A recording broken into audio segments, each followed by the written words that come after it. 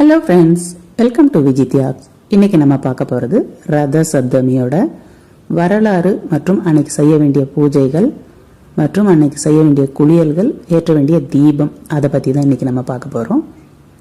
ரத சப்தமி அன்னைக்கு பார்த்தீங்கன்னா காலையில் நம்ம குளிச்சுட்டு இது மாதிரி பெருமாள் கோவிலுக்கு வரணும் போது பெருமாள் பார்த்தீங்கன்னா சூரிய பகவானை தரிசிக்க அன்னைக்கு வெளியில் வருவார். ஸோ அது பார்த்தீங்கன்னா ரொம்பவே சிறப்பானது. ஸோ அதை நம்ம சேவிக்கிறோன்னும் போது நமக்கு ரொம்ப புண்ணியம் கிடைக்கும். இன்னைக்கு பார்த்தீங்கன்னா காஷ்யப ரிஷிக்கும் அதிதி அம்மையாருக்கும் சூரிய பகவான் குழந்தையாக வந்து பிறக்கிறார். ஸோ இன்னைக்கு பார்த்தீங்கன்னா சூரிய ஜெயந்தி அப்படின்னு கூட சொல்லலாம். ஸோ சூரிய பகவானை நம்ம இந்த குளியல் செய்துட்டு என்ன வரங்கள் கேட்குறோமோ அந்த வரங்கள் பார்த்தீங்கன்னா கண்டிப்பாக சூரிய பகவான் இன்னைக்கு கொடுப்பார். எல்லா தெய்வங்களுக்கும் நம்ம ஒரு வேண்டுதல் வைக்கிறோன்னும் போது ரொம்பவே வந்து லேட் ஆகும். ஆனால் நம்ம சூரிய பகவான் கையெடுத்து வணங்குறோன்னும் போது உடனே கொடுத்துருவார். அதனால தான் பார்த்தீங்கன்னா சூரிய நமஸ்காரம் அப்படின்றத நம்ம முன்னோர்கள் வச்சிருக்காங்க. முக்கியமாக இன்னைக்கு நம்ம பூஜை அறையில் போட வேண்டிய கோலம் பார்த்தீங்கன்னா தேர்கோலம். இந்த தேர்கோலம் பார்த்தீங்கன்னா சூரிய பகவான் இன்னைக்கு 7 குதிரைகள் பூட்டிய தேர்ல இன்னைக்கு வரார் அப்படின்னும் போது இந்த தேர்கோலம் போடுறோன்னும் போது நமக்கு கண்டிப்பாக நம்ம வீட்டுக்கு சூரிய பகவான் வருவார். நம்ம கேட்குற வரங்களை அள்ளி கொடுப்பார். தேர்கோலம் இது மாதிரி பூஜை அறையில் போடுறோன்னும் போது மறக்காம சூரிய பகவான் தேர்க்குள்ள இருக்கிற மாதிரி நம்ம வச்சுக்கணும். தங்க மணிகள் வந்து ஜொலிக்கிற மாதிரி தேரை சுற்றி தங்க மணிகள் வரைஞ்சிக்கணும். முக்கியமாக உச்சியில் பார்த்தீங்கன்னா கொடி பறக்கணும். நமக்கு சூரிய பகவான் வரார், அவரோட கொடி பார்த்தீங்கன்னா நல்லா வேக வேகமாக பறக்கணும். இன்னிலேருந்து பார்த்தீங்கன்னா சூரிய பகவான் வடக்கு நோக்கி நகர்றான்றாரு. நம்ம வடம் பார்த்தீங்கன்னா இதை மாதிரி வடக்கு நோக்கி வரைஞ்சிருக்கணும். முக்கியமாக பூஜை அறையில் தாமரை பூ பார்த்தீங்கன்னா வரைஞ்சிருக்கணும்.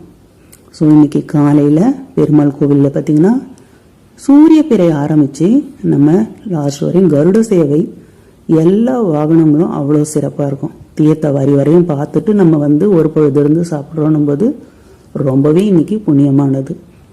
ஸோ இன்னைக்கு நம்ம பெருமாள் கோவில் போயிட்டு நம்ம வணங்குறோன்னும் போது நமக்கு பார்த்தீங்கன்னா பெருமாள் வந்து 10 நாள் உற்சவத்துலேயும் எப்படி அலங்காரத்தில் வருவாரோ அதை நம்ம பார்க்கலாம். சூரிய பகவானை பார்க்கறதுக்காக பெருமாள் இன்னைக்கு ஒவ்வொரு அலங்காரத்தில் ஒவ்வொரு வாகனத்தில் சூரிய பகவானை பார்க்கறதுக்காக பெருமாள் வெளியில் வராருன்னும் போது ரொம்பவே சிறப்பானது. ஸோ பெருமாள் வந்து சூரிய பகவான் பார்க்குறாருன்னும் போது நம்ம பார்த்தீங்கன்னா கண்டிப்பாக இன்னைக்கு சூரிய பகவான் கிட்ட கேட்குற வரங்களை அள்ளி கொடுப்பார். எல்லா தெய்வங்களுக்கும் நம்ம வேண்டுதல் வைக்கிறோன்னும் போது நம்ம பார்த்தீங்கன்னா நிறைய வந்து பக்ஷணங்கள் செய்து வைக்கணும். அதுக்கப்புறம் பார்த்தீங்கன்னா என்ன பரிகாரங்கள் எல்லாமே செய்யணும். ஆனால் நம்ம கையெடுத்து கூப்பினாவே நமக்கு வேண்டின வரங்கள் தரக்கூடியவர் தான் சூரிய பகவான். இன்னைக்கு பூஜை அறையில் பார்த்தீங்கன்னா 3 எருக்க இலைகள் இதை மாதிரி மஞ்சள் குங்குமம் வச்சுட்டு அதில் என்ன பண்ணுங்க, கொஞ்சம் போல் கோதுமை, சூரிய பகவானுக்கு உகந்த கோதுமையை வச்சுட்டு 7 திரிகள் 7 குதிரைகள் பூட்டிய தேரில் வர்றதால இன்னைக்கு 7 திரிகள் போட்டு இதை மாதிரி தீபம் ஏற்றிக்கணும். முக்கியமாக பூஜை அறையில் செய்ய வேண்டியதுன்னு பார்த்தீங்கன்னா தேர்கோலம் இதை மாதிரி 3 இலைகளில் 7 திரி போட்ட தீபம். முக்கியமாக பார்த்தீங்கன்னா சூரிய பகவானுக்கு உகந்த கோதுமையை அந்த இலையில் வைக்கணும். இன்னைக்கு அவருக்கு வைக்க வேண்டிய நெய்வேத்தியம் பார்த்தீங்கன்னா கோதுமை அடிப்படையாக கொண்ட நெய்வேத்தியமாக இருக்கணும். கோதுமைன்னு பார்க்கும்போது கோதுமை ரவையில் நம்ம பாயாசம் செய்யலாம், சக்கரை பொங்கல் செய்யலாம். எது நமக்கு செய்ய முடியுமோ அந்த நெய்வேத்தியம் செய்து வச்சுக்கலாம். ஸோ இதை மாதிரி கொஞ்சம் போல் சக்கரை பொங்கல் செய்து வச்சுட்டு கொஞ்சம் வெல்லம் வச்சுட்டு நெய்வேத்தியம் செய்துக்கலாம். ஸோ இன்னைக்கு ஒரு நாள் முழுக்க நம்ம ஒரு பொழுது இருந்துட்டு நம்ம சாப்பிட்டுட்டு நம்ம வேண்டிய வரத்தை பார்த்தீங்கன்னா சூரிய பகவான் நமக்கு கொடுத்தருள்வார். முக்கியமாக பார்த்தீங்கன்னா இன்னைக்கு நம்ம பெருமாள் கோவில் போயிட்டு வரணும் போது பெருமாளையும் அதுக்கப்புறம் பார்த்தீங்கன்னா சூரிய பகவானையும் சேர்த்து இன்னைக்கு நம்ம சேவிக்கிறோன்னும் போது ரொம்ப பலன்கள் ரொம்ப ஜாஸ்தி. அதுவும் இன்னைக்கு பார்த்தீங்கன்னா பெருமாள் கோவிலில் கருட சேவை நடுவில் ஒரு கட்டத்தில் வரும். அந்த டைமில் நம்ம முன்னோர்கள் எல்லாமே வந்து அந்த கருட சேவையை சேவிப்பாங்க. ஸோ நம்ம இப்போ பித்ரு தோஷம் இருக்குது அப்படின்றவங்க இன்னைக்கு போயிட்டு நம்ம அந்த கருட சேவையை பார்க்குறோன்னும் போது கண்டிப்பாக பார்த்தீங்கன்னா நம்ம முன்னோர்கள் நமக்கு வரம் கொடுப்பாங்க. நம்ம மேலே இருக்க கோபமெல்லாம் போயிட்டு நமக்கு ஆசீர்வாதம் வழங்குவாங்க. ஸோ அந்த பித்ரு தோஷம் போனோன்னும் போது இன்னைக்கு பார்த்தீங்கன்னா நம்ம கருட சேவை பெருமாள் கோவிலில் சேவிக்கிறது ரொம்பவே நல்லது. ஸோ இன்னைக்கு மறக்காம பூஜை அறையில் தேர்கோலம் அதுக்கப்புறம் பார்த்திங்கன்னா இதை மாதிரி எருக்க இலையில் கோதுமை போட்ட தீபம், கொஞ்சம் போல் கோதுமை ரவையில் பாயாசமோ அப்படி இல்லைன்னா சக்கரை பொங்கலோ செய்துக்கிறது ரொம்பவே நல்லது. ஸோ இதை மாதிரி நம்ம சிம்பிளாக செய்து வச்சு நம்ம வணங்குறோம் போது கண்டிப்பாக பார்த்திங்கன்னா வரும் நாட்களில் நமக்கு செல்வ வளம், அமைதி, ஆரோக்கியம். சூரிய பகவான் பார்த்திங்கன்னா முக்கியமாக நமக்கு ஆரோக்கியத்தை கொடுக்கக்கூடியவர், ரோகங்கள் நீக்கக்கூடியவர் அப்படின்னே சொல்லுவாங்க.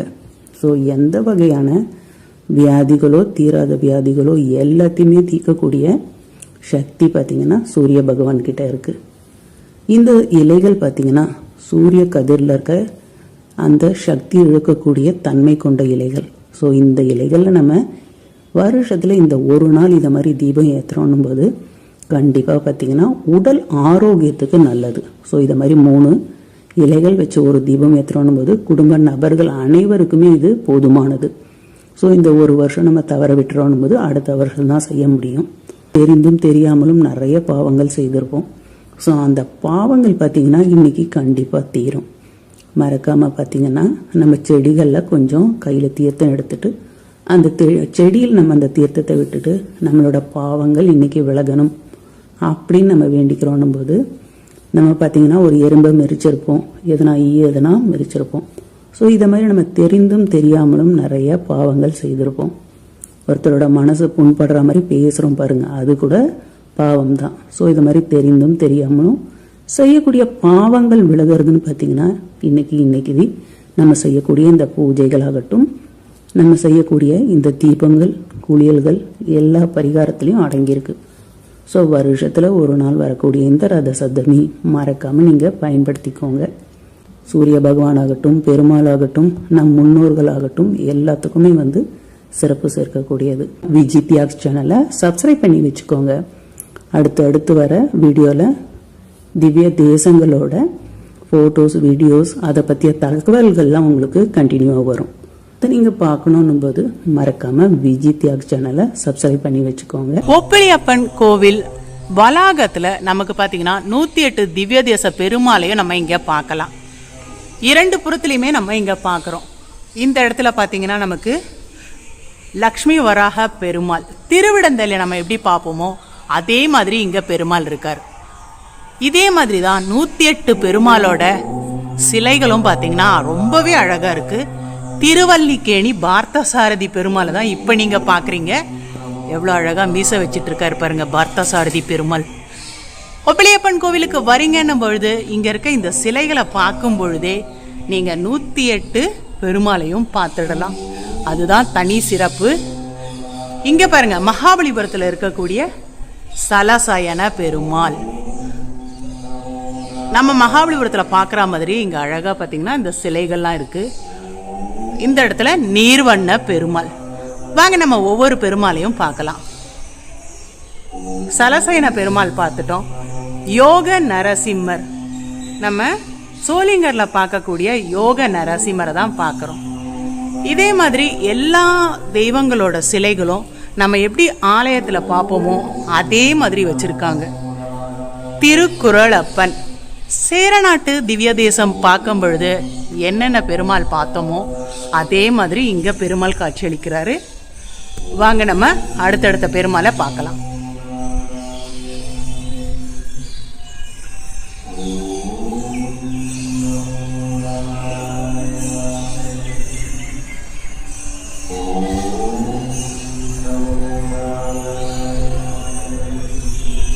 திருவேங்கடமுடையான், அயோத்தி ராமர். அயோத்தி ராமரை நம்ம இங்கேயே பார்த்தாச்சு, அயோத்திக்கு போகாம ஒப்பிலியப்பன் கோவில்லையே. திருமூர்த்தி பெருமாள், அடுத்தது ராமர்.